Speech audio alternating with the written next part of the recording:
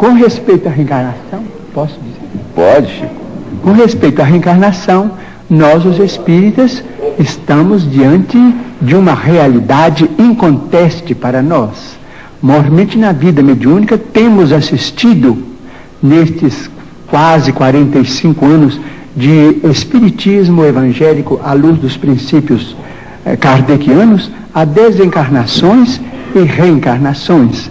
Mas permitimos-nos também perguntar ao senhor Manuel de Melo, ao nosso caro pastor evangélico, senhor da pergunta, e também àqueles que fazem objeções contra os princípios da reencarnação, permitimos-nos perguntar sobre o sofrimento das crianças, por exemplo.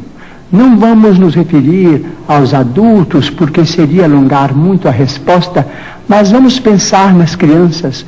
Por exemplo, nós, os espíritas, muitas vezes encontramos determinados casos de suicídio, e às vezes suicídio acompanhados de homicídio, ou às vezes apenas de homicídio.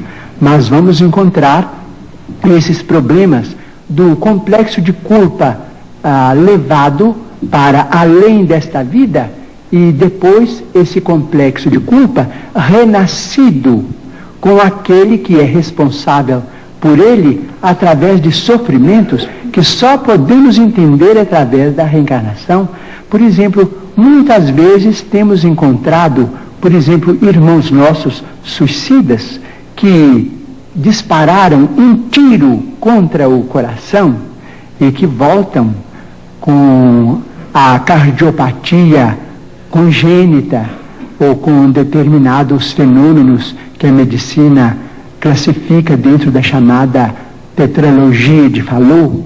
Nós vemos companheiros que quiseram morrer voluntariamente pelo enforcamento e que voltam com a paraplegia infantil, comumente chamada de enfermidade de Little.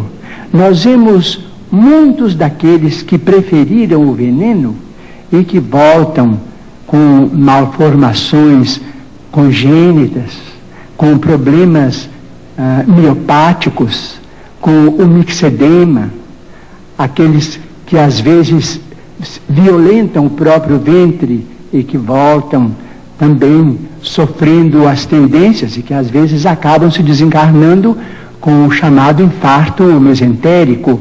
Nós vemos, por exemplo, aqueles que preferiram morrer pelo afogamento para se retirarem da vida num ato de rebeldia contra as leis de Deus.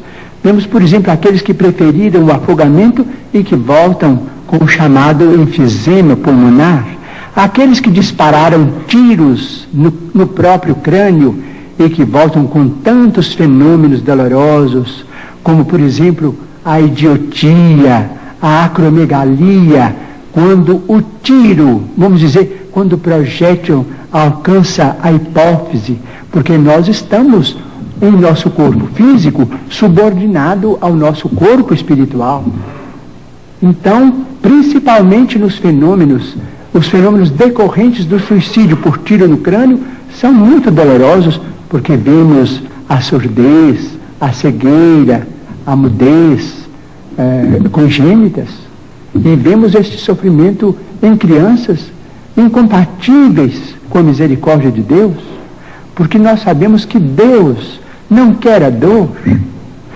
Diz Emmanuel, se Deus quisesse a dor, Ele não teria nos dado anestesia através da medicina. A dor é uma criação nossa. Chegamos ao além com determinado complexo de culpa e pedimos para voltar ao corpo, trazendo as consequências de nossos próprios atos menos felizes. Então, pedimos ao senhor Manuel de Melo, nosso caro pastor evangélico, que tem trabalhado tanto e cujo mérito nós todos reconhecemos e reverenciamos, para pensar conosco nestes problemas.